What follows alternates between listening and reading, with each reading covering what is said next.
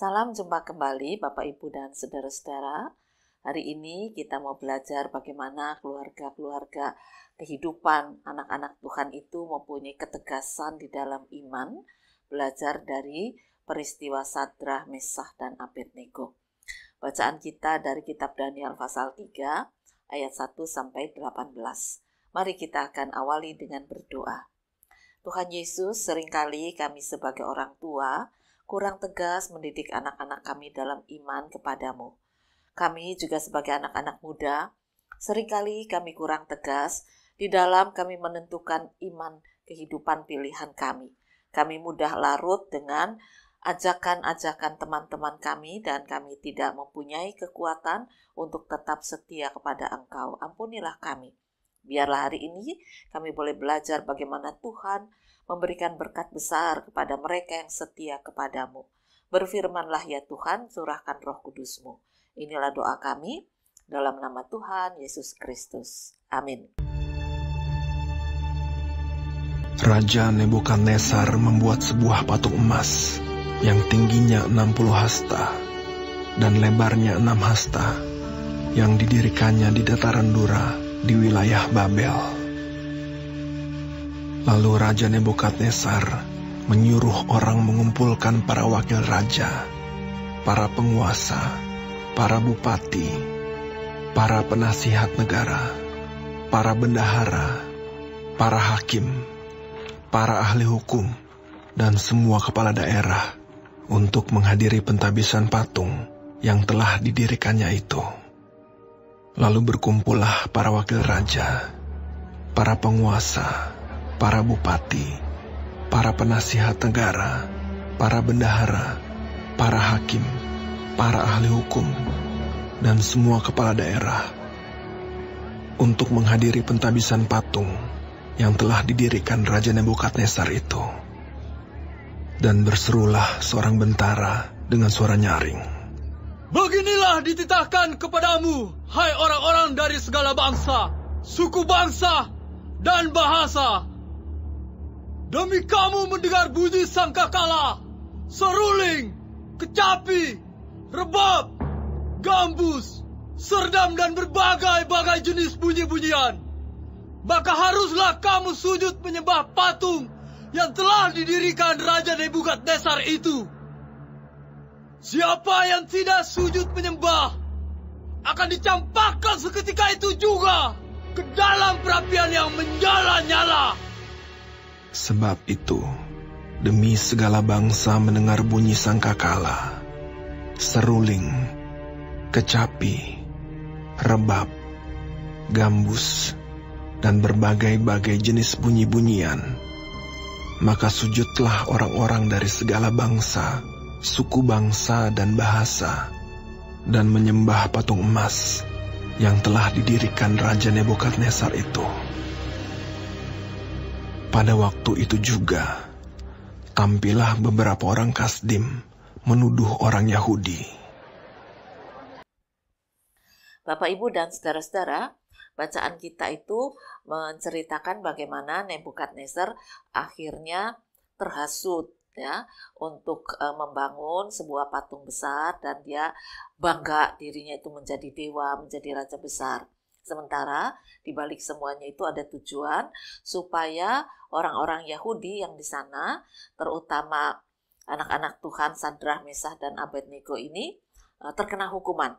Karena begitu banyak orang tahu dan iri hati kepada mereka bertiga, karena sebetulnya Nebukadnezar kan sayang kepada mereka bertiga. Lalu mereka pikir, wah kok orang-orang ini bukan orang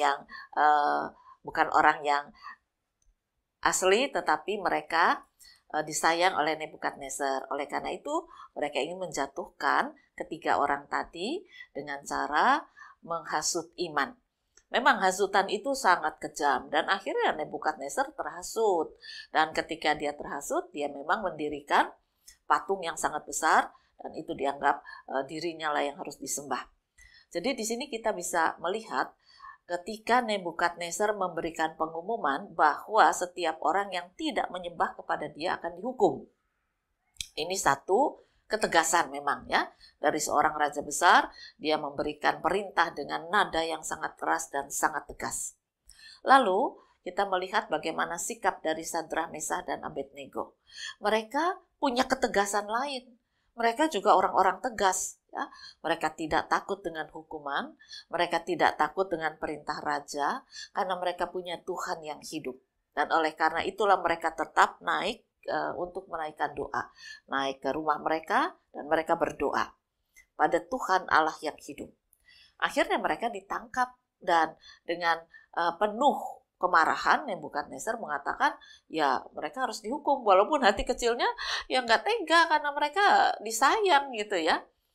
Namun akhirnya ya raja sudah ngomong mereka harus dihukum, ya dilemparkanlah mereka ke dapur api. Dikatakan pemanasannya wah sangat panas gitu ya. Tetapi yang menarik adalah ketika akhirnya kita tahu akhir dari firman Tuhan mengatakan mereka dikeluarkan dari dapur api. Bahkan Nebukadnezar melihat dengan mata kepala sendiri bagaimana di dapur api itu ada 4 orang. Dan yang satu itu berpakaian sangat elok dan melindungi yang 3. Dan itulah kehadiran Tuhan. Nah, kemudian Nebukadnezar berbalik dan dengan tegas juga dia mengatakan tidak ada Allah yang hidup selain Allahnya dari 3 orang ini tadi. Disinilah kita bisa belajar 2 ketegasan. Satu, ketegasan Nebukadnezar yang terhasut. Akhirnya dia bersikap tegas, tapi mencelakakan. Sementara 3 anak Tuhan ini punya ketegasan iman. Dia tidak terpengaruh oleh apapun, dan ternyata Tuhan memberkati kehidupan. Nah, dari sini sekarang kita mau belajar bagaimana kehidupan diri kita dan keluarga-keluarga kita. Apakah diri kita dan keluarga kita itu punya ketegasan di dalam iman ketika kita berhadapan dengan persoalan-persoalan dunia? Apakah kita ini mudah terhasut seperti Nebukadnezar lalu bersikap tegas? Wah, dia melakukan pengkhianatan terhadap kamu, hancurkan saja. Lalu dengan tegas kita mengatakan hancurkan saja, padahal itu hanya fitnah. Waduh, kita akan terjerumus dalam dosa yang sangat besar. Ya. Lalu bisakah kita membangun keluarga kita seperti Sadrak, Mesakh, Abednego? Di hadapannya ada masalah besar. Tetapi dia punya ketegasan iman dengan mengatakan, Tuhanku Tuhan yang hidup. Tuhanku akan memelihara. Tuhanku akan memberikan kekuatan. Tuhanku punya masa depan. Mereka tidak tahu bahwa mereka diberi hidup oleh Tuhan Allah. Mereka pikir ya dimasukkan dapur api ya sudah mati. Bagi mereka kematian itu hal yang mengharumkan nama Allah karena mereka lebih mempertahankan iman daripada mereka menyembah kepada manusia, kepada patung, pada dewa. Mereka nggak mau. Ini ketegasan iman. Artinya kehidupan kita bersama keluarga juga punya problem. Yang sering kali saya jumpai adalah ketika orang tua tidak tegas mendidik anak-anaknya di dalam iman kepada Kristus. Kecil dibaptis, tapi setelah anak itu mulai malas sekolah minggu, ya sudah gitu ya, dia lebih milih game daripada aku tengkar, daripada rame terus, ya sudahlah nanti juga kalau dia dewasa dia tentukan jalannya sendiri itu ya. Atau ketika anak itu dibujuk dengan baik, kemudian dia mau kateksasi setelah remaja pemuda, lalu CD, tapi setelah itu hilang lagi. Ya, tidak ada kelanjutan dan orang tua juga tidak menganggap itu penting. Pokoknya tugasku sudah membuat dia CD selesai. Ini orang tua tidak tegas. Ya, tidak membimbing anak-anaknya untuk tetap setia mengasihi Kristus.